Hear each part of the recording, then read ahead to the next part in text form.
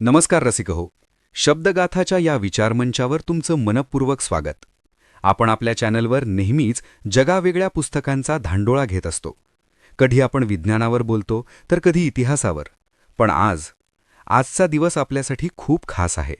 कारण आज आपण ज्या पुस्तकावर बोलणार आहोत ते केवळ एक पुस्तक नाहीये. ती एक ठिणगी आहे जिने हजारो वर्षांच्या अंधाराला उजेडाची वाट दाखवली. ते एक हत्यार आहे ज्याने अन्यायाच्या छाताडावर वार केला. आणि तो एक आरसा आहे ज्यात आजही भारताचं वास्तव लख्ख दिसतं. अगदी खरंय. आणि शीर्षकावरूनच अंगावर काटा येतोय. शेतकऱ्याचा आसूड. आसूड म्हणजे चाबूक. कुणाला मारण्यासाठी उभारला असेल हा चाबूक? आणि हे पुस्तक नक्की 1883 मध्ये लिहिलं गेलंय. म्हणजे आजपासून जवळपास 140-150 वर्षांपूर्वी. मग आज 2026 मध्ये आपण यावर चर्चा का करतोय? आजच्या तरुणाला जो IT मध्ये काम करतोय किंवा कॉलेजमध्ये शिकतोय त्याला या पुस्तकातून काय मिळणार आहे? हा प्रश्न खूप रास्त आहे. अनेकदा आपल्याला वाटतं की शेतकऱ्याचा आसूड म्हणजे फक्त शेतकऱ्यांच्या समस्या मांडणारं पुस्तक असेल. दुष्काळ, कर्ज, नापिकी याच गोष्टी असतील. पण नाही.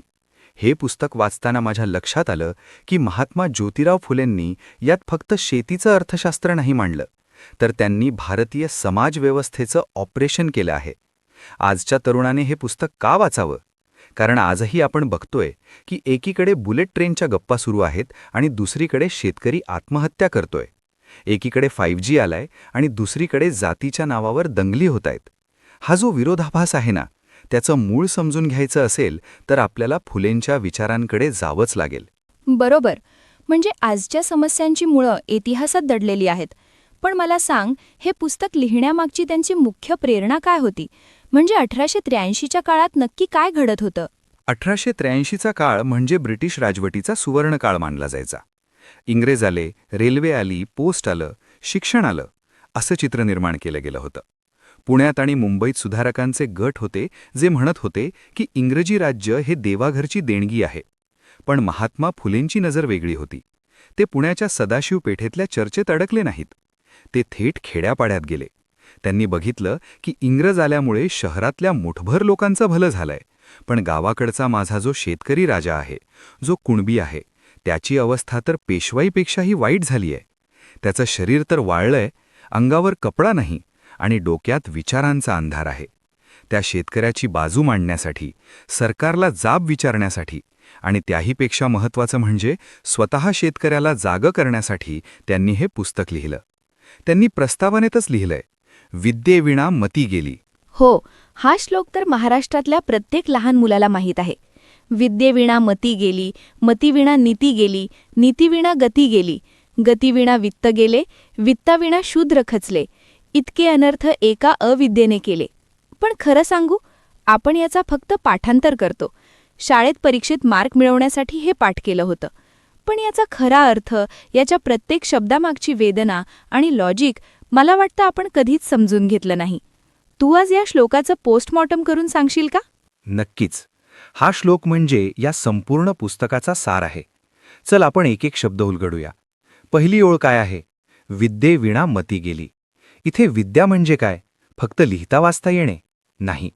फुलेंच्या मते विद्या म्हणजे तृतीय रत्न, द थर्ड आय, जगण्याचं भान.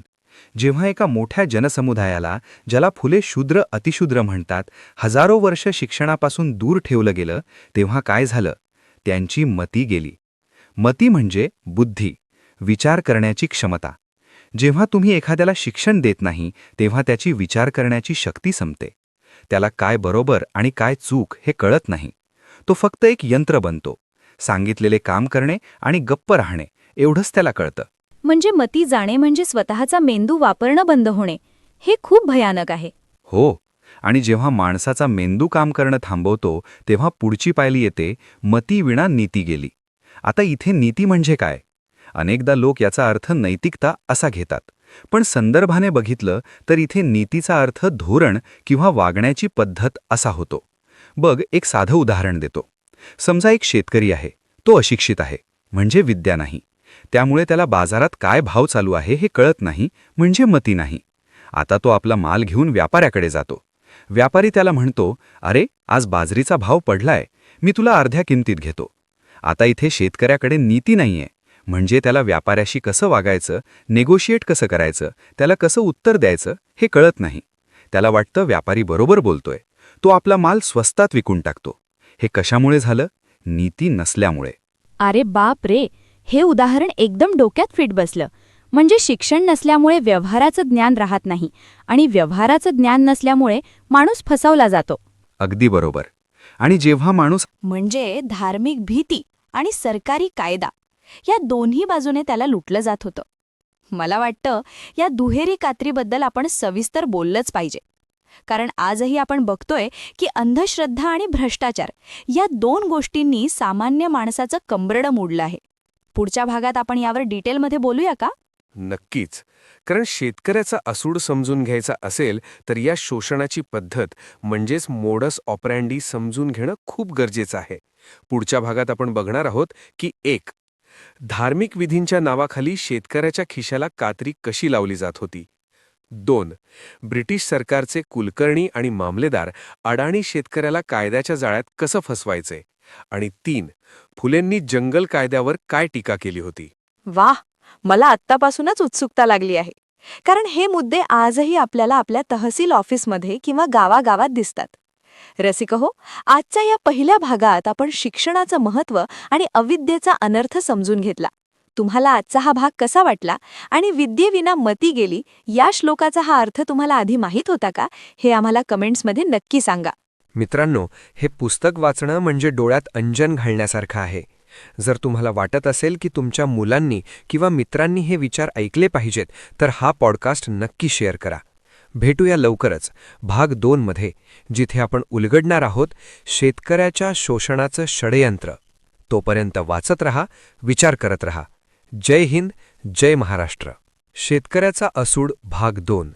विषय दुहेरी कात्री, भट भिक्षुकशाही आणि नोकरशाहीचा वेळखा. नमस्कार रसिकहो, शब्दगाथाचं या विचारमंचावर तुमचं पुन्हा एकदा स्वागत. आपण उलगडत आहोत महात्मा ज्योतिराव फुले यांचं ज्वलंत पुस्तक शेतकऱ्याचा असूड. पहिल्या भागात आपण पाहिलं की शेतकऱ्याच्या विनाशाला सुरुवात झाली ती त्याच्या अज्ञानामुळे. पण अज्ञान हे फक्त एक कारण होतं. त्या अज्ञानाचा फायदा घेऊन समाजातल्या 2 मोठ्या शक्तींनी शेतकऱ्याला कसं लुटलं हे आपण आजच्या भागात पाहणार आहोत. अगदी बरोबर. मागच्या एपिसोडच्या शेवटी तू एक शब्द वापरला होतास, दुहेरी कात्री. मला ती इमेज डोळ्यासमोरून जात नाहीये. एका सामान्य शेतकऱ्याची मान 2 पात्यांच्या मध्ये अडकली आहे. एकीकडे धर्म आणि दुसरीकडे सरकार. हे ऐकायला खूप धक्कादायक वाटतं, कारण आपण धर्माला आधार मानतो आणि सरकारला रक्षक मानतो. पण फुलेंनी त्यांनाच भक्षक का म्हटलं? 1883च्या काळात नक्की काय परिस्थिती होती? ही परिस्थिती समजून घेण्यासाठी आपल्याला महात्मा फुलेंचा चष्मा वापरावा लागेल. त्यांचा दृष्टिकोन खूप स्पष्ट होता. ते म्हणतात की अडाणी शेतकऱ्याला लुटण्यासाठी एक पूर्ण सिस्टीम काम करत होती.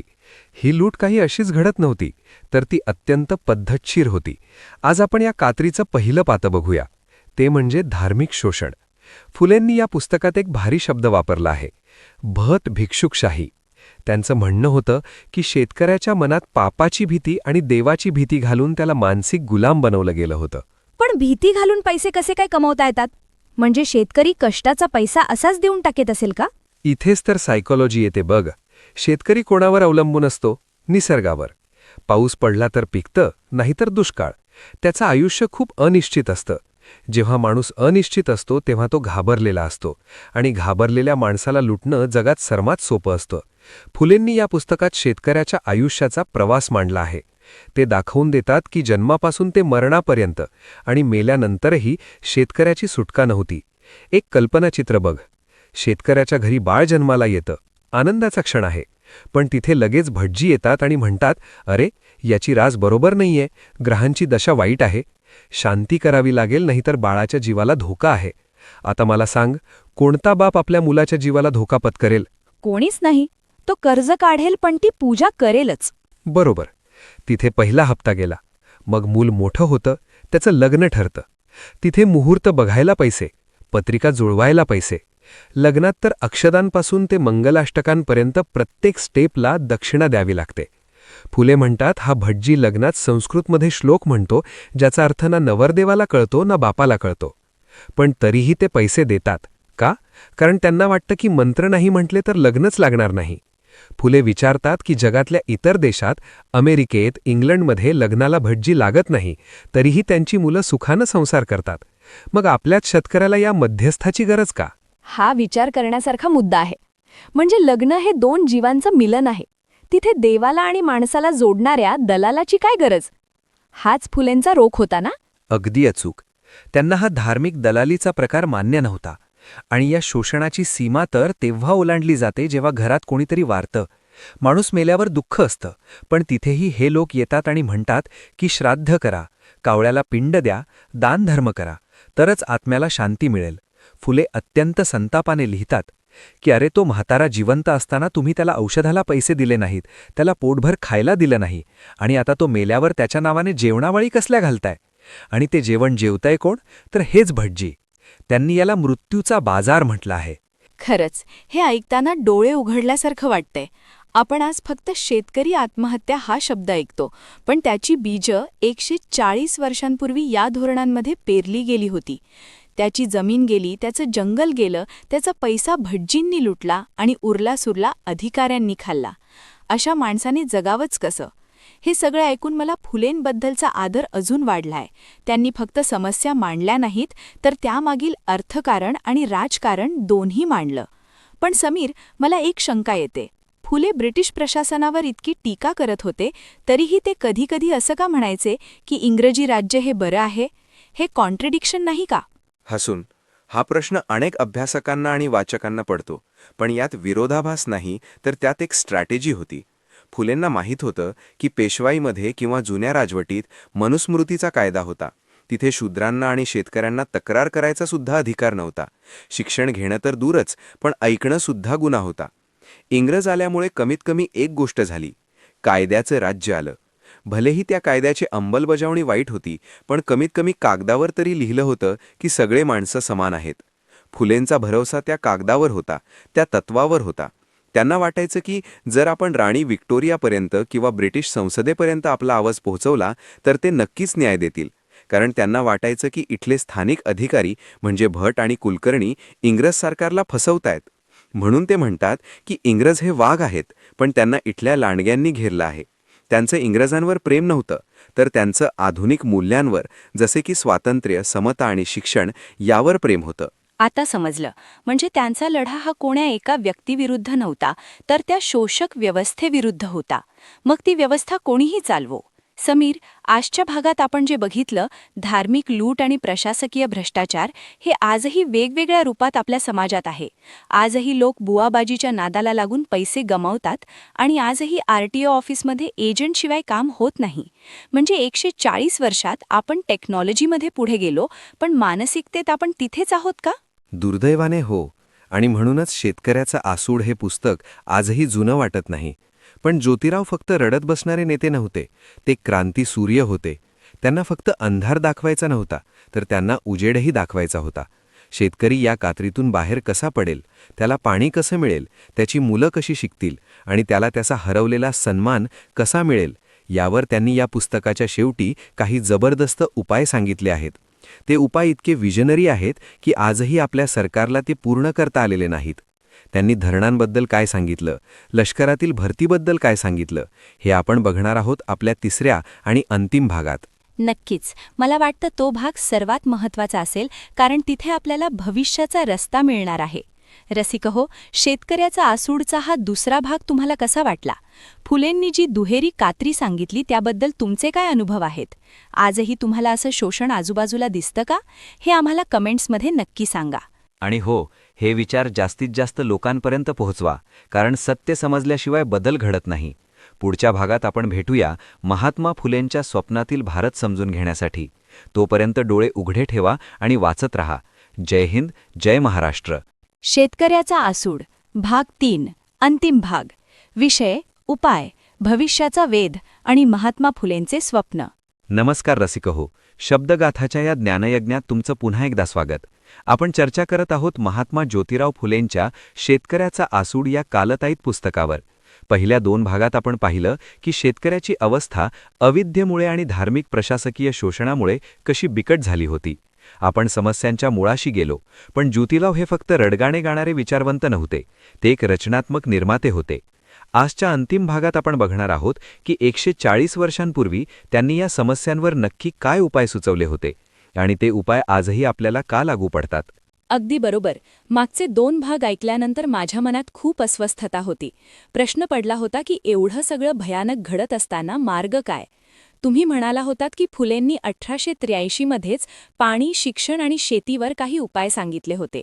मला सर्वात आधी जाणून घ्यायचं आहे पाण्याबद्दल, कारण आजही आपण बघतो की विदर्भ, मराठवाड्यात शेतकरी पाण्यावाचून आत्महत्या करतोय. फुलेंनी तेव्हा काय सांगितलं होतं?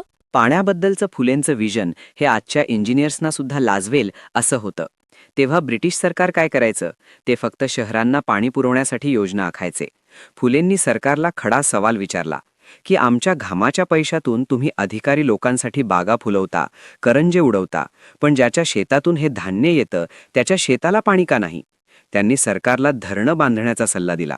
ते म्हणतात की डोंगर उतारावरून जे पावसाचं पाणी वाहून जाऊन नदीला मिळून समुद्रात फुकट जातं ते पाणी अडवा. आज आपण ज्याला पाणी अडवा, पाणी जिरवा म्हणतो, त्याची मूळ संकल्पना फुलेंनी त्या काळी मांडली होती. त्यांनी सुचवलं की भावागावात तळी आणि बंधारे बांधली पाहिजेत, जेणेकरून शेतकऱ्याला पावसावर अवलंबून राहावं लागणार नाही. बापरे, म्हणजे 183 मध्ये त्यांनी वॉटर मॅनेजमेंटचं मॉडेल दिलं होतं. जर तेव्हाच सरकारने हे ऐकलं असतं तर आज महाराष्ट्रात दुष्काळ नसता. नक्कीच नसता. आणि खूप छान प्रश्न. या पुस्तकातून आपण 3 गोष्टी घेतल्या पाहिजेत. 1. शिक्षणाचं महत्त्व. फक्त डिग्री मिळवण्यासाठी नाही, तर मती म्हणजे बुद्धी जागृत ठेवण्यासाठी शिका. 2. प्रश्न विचारण्याची हिंमत. फुलेंनी सरकारला, धर्माला आणि समाजाला प्रश्न विचारले. आज आपणही अन्यायाविरुद्ध प्रश्न विचारले पाहिजेत. 3. शेतकऱ्यांप्रती कृतज्ञता. आपण जे अन्न खातो त्यामागे एका माणसाचं रक्त आणि घाम आहे याची जाणीव ठेवा. आणि जिथे शक्य असेल तिथे शेतकऱ्याच्या मालाला योग्य भाव द्या, त्याला सन्मान द्या. अगदी बरोबर. आपण निदान एवढं तरी नक्कीच करू शकतो.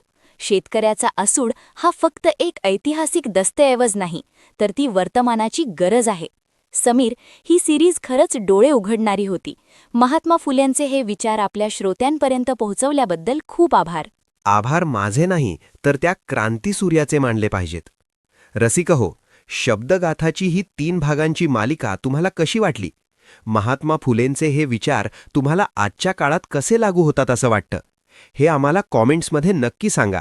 आणि हो, जर तुम्हाला वाटत असेल की हा विचार घराघरात पोहोचला पाहिजे, तर हा व्हिडिओ, पॉडकास्ट तुमच्या मित्रमैत्रिणींना, तुमच्या व्हॉट्सॲप ग्रुप्सवर नक्की शेअर करा. पुढच्या वेळी आपण अशाच एका जबरदस्त पुस्तकासह भेटूया.